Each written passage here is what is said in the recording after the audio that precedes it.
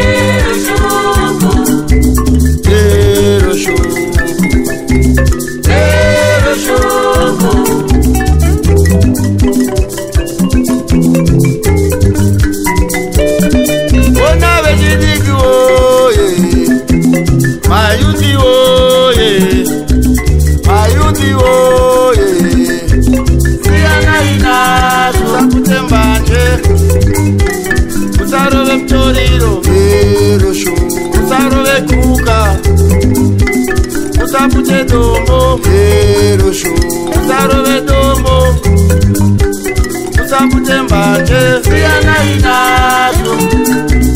Vashidiki oye, vashidiki oye.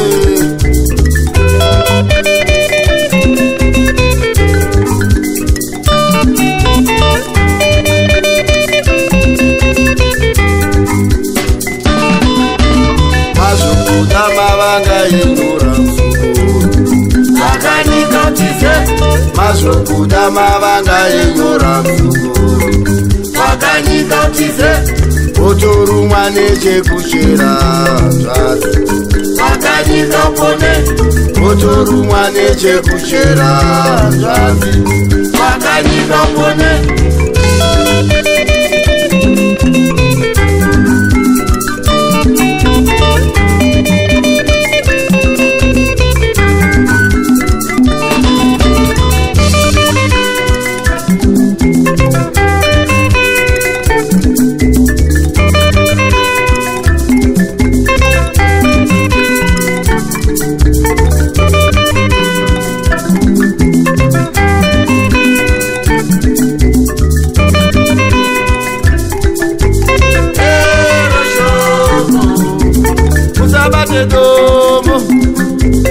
Usabate dombo Usapute mbanje Usapute mbanje Usarove mtoriro Usarove mtoriro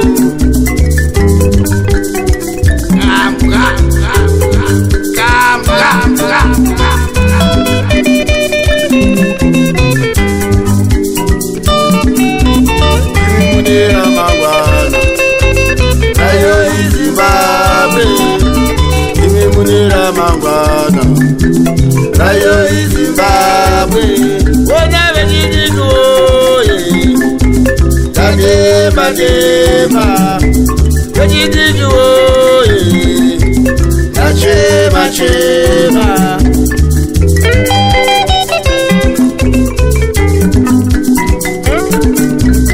Vinoshunguruza Nakubereka Kwenda kuchikoro Kwenda kuchikoro Kwenda kumabuu Hapana chinobuda Kwenda kumabuu Hapana chinofamba Kana kumabasa Hapana chinobuda Kana kumabasa Hapana chinofamba Imo mumigwagwa Inyoti chete Imo mumigwagwa Inyoti chete Wona vejidiki oye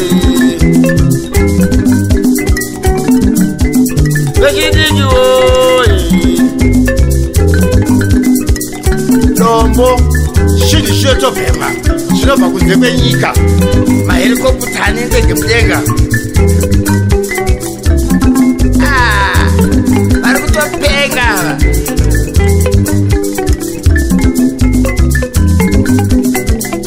Mira